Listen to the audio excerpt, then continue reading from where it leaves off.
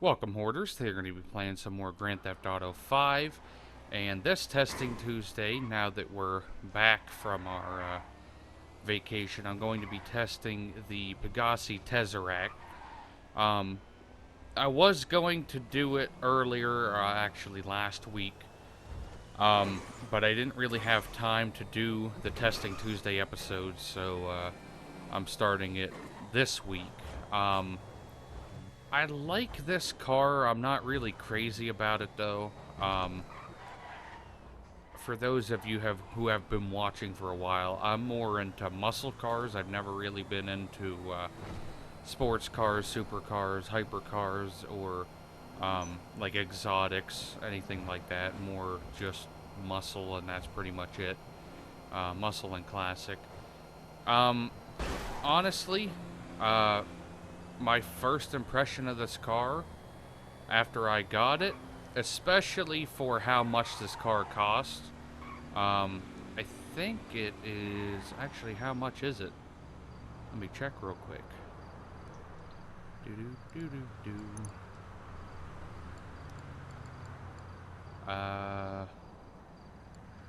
Right there, $2.825 million.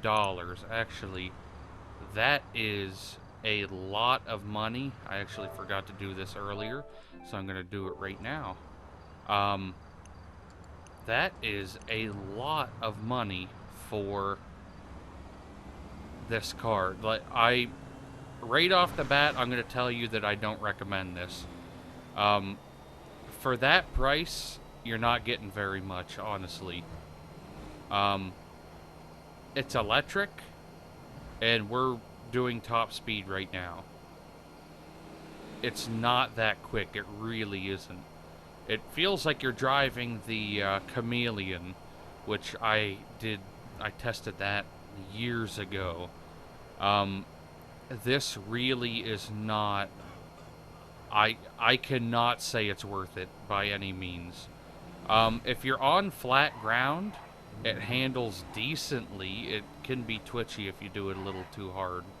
But I do believe it's four-wheel drive, actually. Yes, it is. It is four-wheel drive. Gets off the line fairly decently. Of course, we haven't gotten into the testing yet. Braking, pretty good. Like I said, handling's pretty good if you don't force it too much. It's pretty easy to recover back from if you start drifting a little bit. Acceleration's kind of good. Pretty much any electric vehicle you get in the game is going to have good acceleration. But top speed, it does not have it. You can tell. I've driven vehicles much faster than this. This does not feel stunning. I'm probably going like 30 miles an hour faster than traffic, and that's it.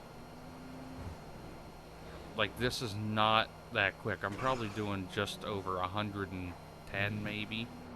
I don't know what the speedometer says. It says 122 on the speedometer from what I could read. I don't believe that's the actual speed. Even if it is, it doesn't feel quick. Helps if I have my hand on the controller.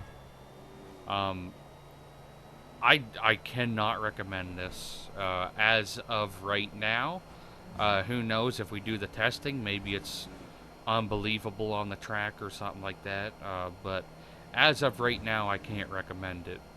But now let's head over to the test track and see what we can get with this. I can't remember what this vehicle was based on in real life. But I did look up reference pictures for it, like, before I even took my, like, June vacation from YouTube. So I do know that it looks a lot like the vehicle I based it on.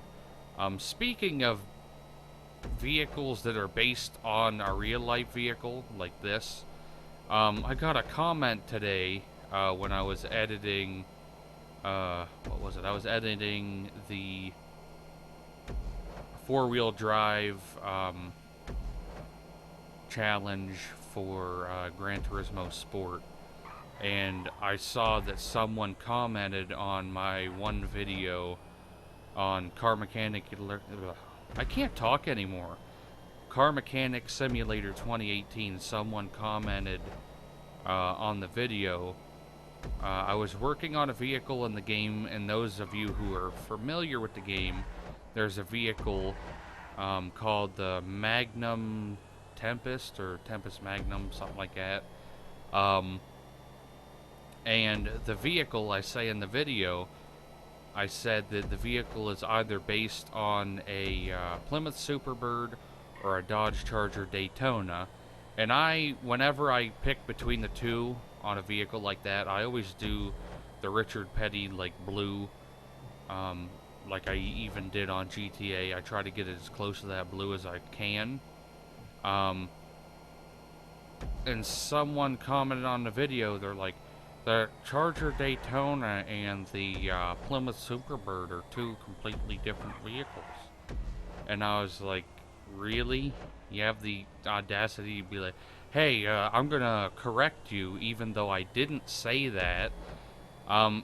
In another video before, I know I've said it before, but I said they're basically the same thing. Because they basically are. They're both owned by Chrysler. First of all, 201. That is a quick time. 201.724. That is a very quick time. On the test track, the Pegassi Tezeract finished in 6th place at 2 minutes 1.724 seconds. Not as good of a time as I initially thought it was. Quite a bit slower than I was expecting, honestly. But I said it earlier in the video that I didn't recommend the vehicle. I still don't recommend it because for $2.8 million, you can get many other much better vehicles. Almost every vehicle, well, the Shih Tzu Drag was like half the price of it. The Ocelot Pariah, I believe, is just over $1 million. The Tyrus is still pretty expensive, but it's faster. It's still less expensive than the Tezeract, and I don't remember how much the Oppressor or the Shitoro is, but you can't use the Oppressor in races anyhow, as far as I know, except for their own special races.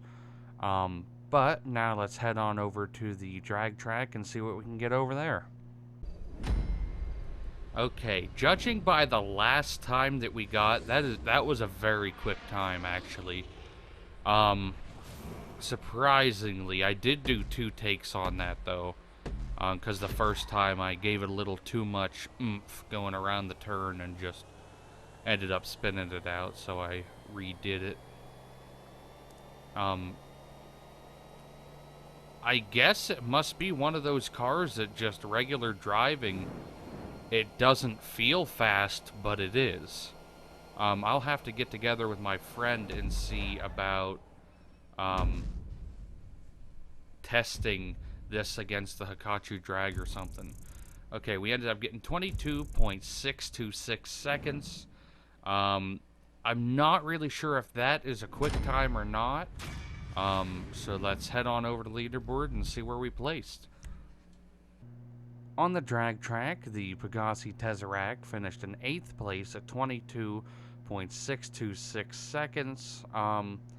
Not as good of a time as it got on the test track. This is definitely a vehicle that's better at steering than it is going in a straight line. It should have more of an advantage, though, considering it's an electric car.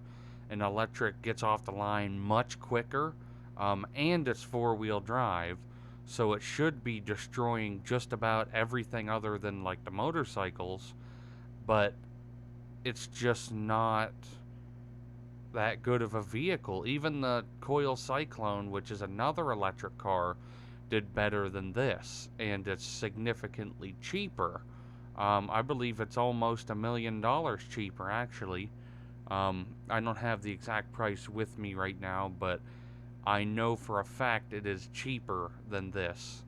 Um, I can't recommend this car.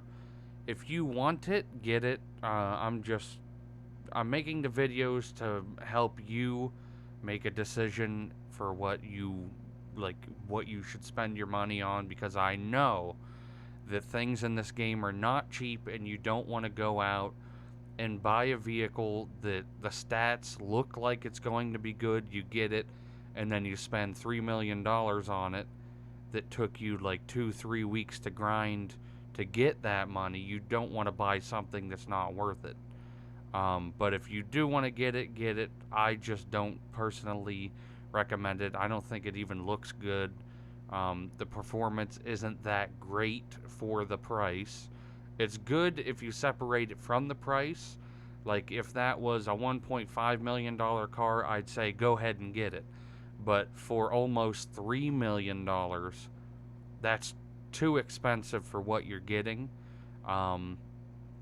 But post in the comments down below of a vehicle you'd like to see me test in the next episode of Testing Tuesday.